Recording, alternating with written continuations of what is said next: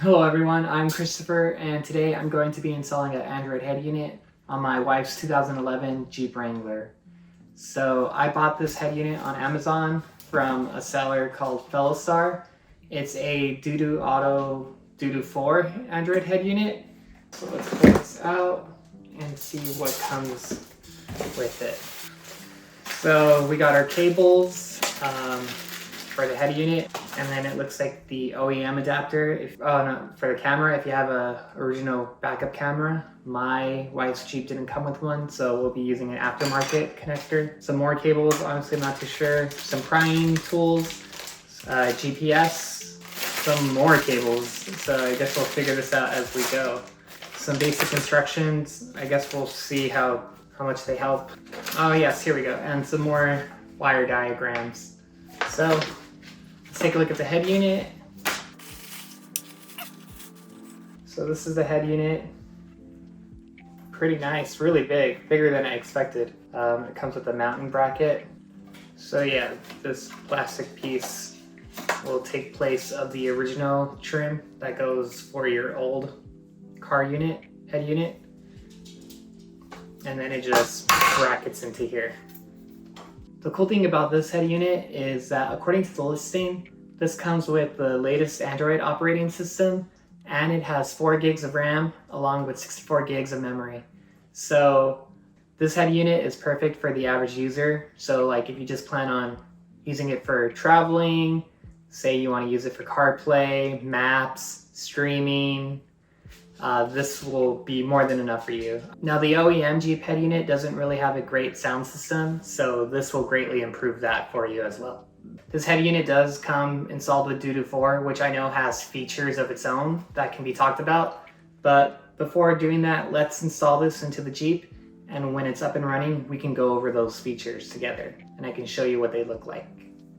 So let's install this head unit. I'm excited to give this a go, and show you everything that this head unit offers. Let's do it.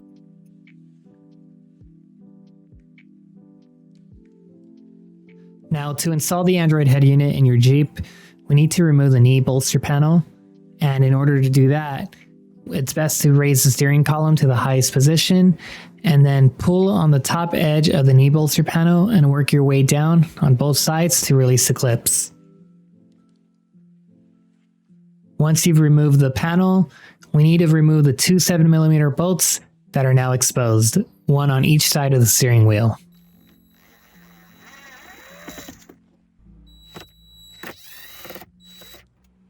Now we're going to remove the upper tray liner from the top of the dash and unscrew the 7mm bolt beneath it.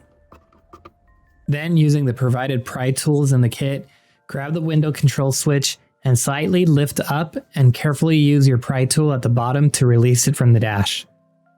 Now, in order to disconnect the harness, twist the switch and slide the red lock tab out.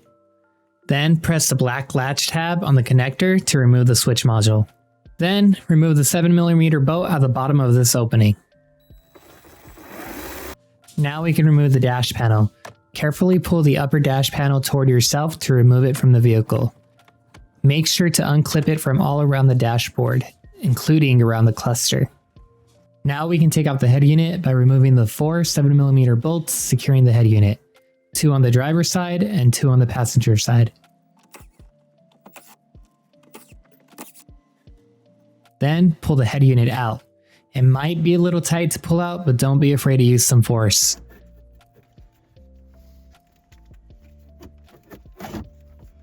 Now disconnect all the harnesses and the antenna connectors from the back by pressing their latch tabs. Now we've successfully removed our old head unit. Now let's preset our head unit so it's easier to install in our Jeep. In no particular order, we're going to connect the RCA cable. When inserting it, make sure to press it firmly into place. You should hear a click when the connector locks in securely. Next, insert the reverse camera accessory. It only fits in one specific slot, so it's easy to identify. The head unit comes with 2 USB cables, but since I plan to use wireless CarPlay, I won't install them. If you prefer wired CarPlay or need USB support for a USB stick, then install the cables.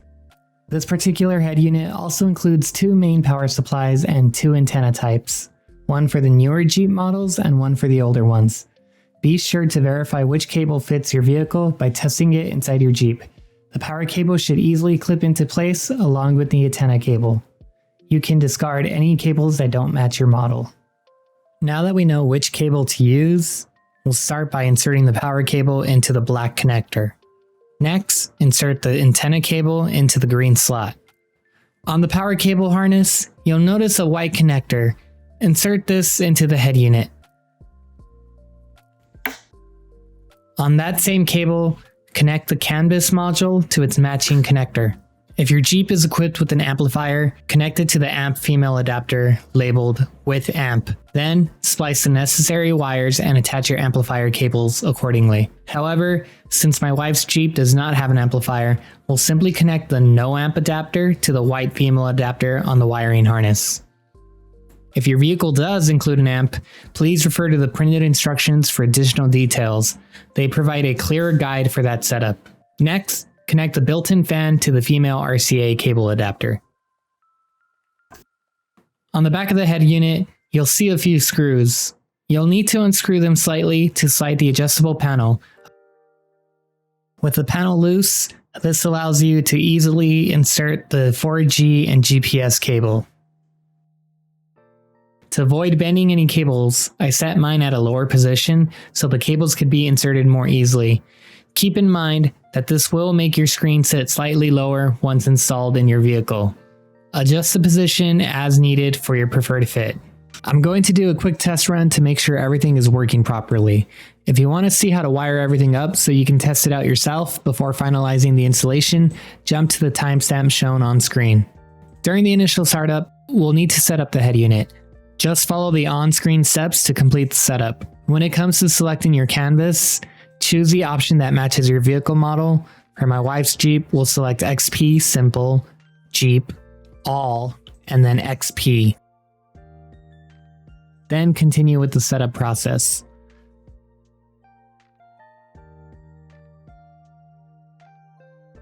Once that's done, the system will load onto the home screen. From there, we'll verify that the sound is working by testing the radio. I've muted the audio in the video due to copyright reasons, but trust me, it works. Next, we'll install the GPS module. This step isn't mandatory, but I recommend cleaning the surface where you plan to mount the GPS so the adhesive sticks better.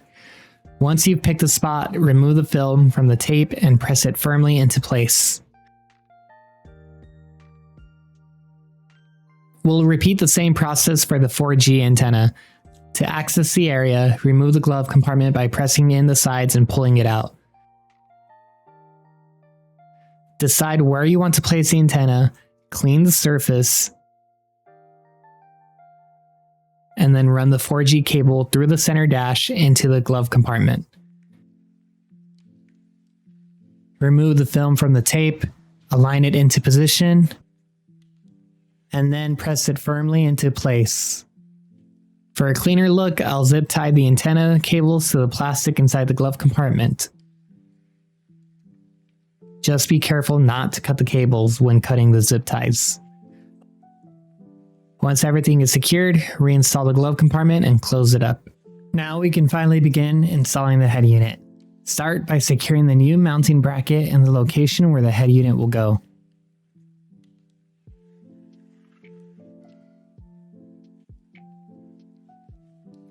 For the wiring, we'll only be using 2 of the original 4 cables in our Jeep.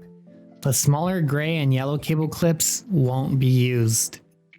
Just as a reminder, the larger black connector is for the windows.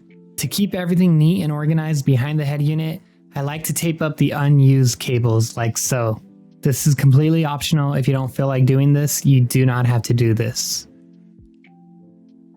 Before reinstalling the dashboard trim, we'll need to make a small adjustment to the new mounting bracket. Using a pair of scissors and a file, carefully cut out the middle section of the bracket, then file it smooth so the trim clips can pass through and lock securely into place. Quick side note, before reinstalling the trim cover, make sure to run your microphone cable. I forgot to do this the first time and had to remove the trim again to fix it, so learn from my mistake. Once the microphone cable is in place, you can go ahead and reinstall the trim. After everything has been snapped back into place, we can move on to installing the head unit itself. The power supply cable connects to the gray connector, while the antenna cable connects to the white connector.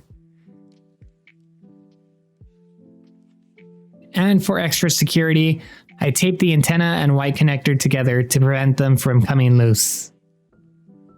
As mentioned earlier, be sure to install your microphone before putting the dashboard trim on. Choose your preferred mounting location, then connect it to the mic in cable. Again, I like to tape the connection for added stability. If you're using a third-party backup camera, like I am, connect it to the yellow cam in cable. Then join the two red power cables together. You can use a wiretap connector for this, or simply strip a bit of the insulation and twist the wires together. Either way, make sure to tape the connection for extra protection. Once that's done, take a moment to tidy up all your cables for better cable management and to reduce the clutter behind the head unit. Finally, insert the head unit into the mounting bracket and secure it into place.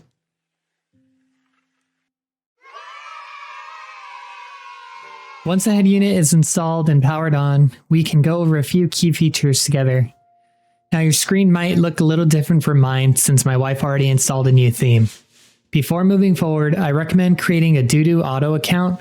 To do that, tap the small sign-in button and create a new account. Once that's done, you'll be able to download additional features for Dudu4. In the app bar, you'll find a variety of apps to choose from. You can customize your head unit by downloading different themes and wallpapers, then installing them directly onto the device. Next, we have the radio. Again, I had to mute this for copyright purposes, but with this head unit, you'll have full access to your steering wheel controls, allowing you to easily adjust the volume or switch tracks. Back in the app bar, you can use Spotify, Netflix, and YouTube directly from your head unit. Since Apple CarPlay doesn't support Netflix or YouTube while in CarPlay mode, this is a really great feature to have. I had to update the apps through the Google Play Store, so if you don't have one already, I recommend creating a Google Play account. Speaking of which, you have access to the full Play Store, so you can download even more apps to your head unit.